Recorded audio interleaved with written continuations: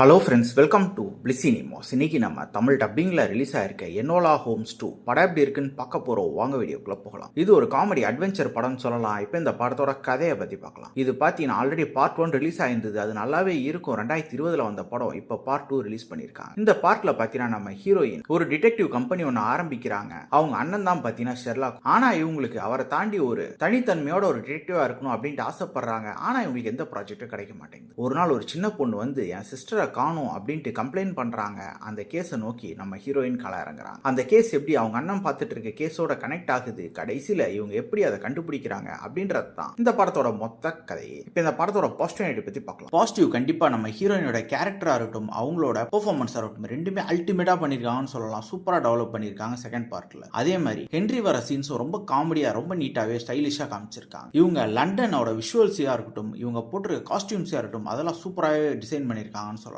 அதே மாதிரி படத்துல வர மிஸ்ட்ரி போர்ஷன்ஸும் ரொம்ப நீட்டாக ஒர்க் அவுட் ஆயிருக்கு. கிளைமேக்ஸ் ட்விஸ்ட்டுமே நல்லாவே இருந்தது. அதே மாதிரி பெண்களுக்கான உரிமைகள்னு பேசுகிற காட்சிகளும் நல்லாவே இருந்தது. டெக்னிக்கலையும் படம் பயங்கர சவுண்டா இருக்கு. எல்லா ஆஸ்பெக்ட்ஸ்லயும் சினிமோகிராஃபி, சவுண்ட் எஃபெக்ட்ஸ், பிஜிஎம் எல்லாமே. இந்த படத்தோட நெகட்டிவ் பத்தி பார்த்தீங்கன்னா படத்தோட ரன் டைம் பார்த்தீங்கன்னா ரொம்ப அதிகமா இருக்கு. அது ஏன்னா பல காட்சிகள் கொஞ்சம் இழுத்து சொல்லியிருக்காங்க. அதெல்லாம் கொஞ்சம் கட் ஷார்ட் பண்ணி எடுத்துருக்கலாம். அது மட்டும் இல்லாம ஒரு சில காட்சிகள் ரொம்ப டிராமாட்டிக்கா இருக்கும் தான் செய்யுது. அதே மாதிரி பார்த்தீங்கன்னா இந்த டிடெக்டிவ் ஸ்டோரியை பார்த்தீங்கன்னா ரொம்ப லைட் ஹார்ட்டடா சொல்லியிருக்காங்க. அது பார்க்கறதுக்கு நல்லாவே இருந்தது. ஒரு சில காட்சிகள் பார்த்தீங்கன்னா ரொம்ப ஈஸியா இவங்க ப்ரெடிக்டபிளா வச்சிருக்காங்க. அது இன்னும் கொஞ்சம் பெட்டரா எழுதிருக்கலாம். மொத்தத்துல இந்த படம் பத்தினா எல்லாருமே பார்த்து என்ஜாய் பண்ண வேண்டிய ஒரு நல்ல படமா தான் இருக்கு. ட்ரை பண்ணி பாருங்க. இந்த படத்துக்கு நம்மளோட ரேட்டிங் கேட்டீங்கன்னா 10க்கு 7 மார்க் கொடுக்கலாம். இன்னொரு வீடியோல சந்திக்கலாம். தேங்க்யூ.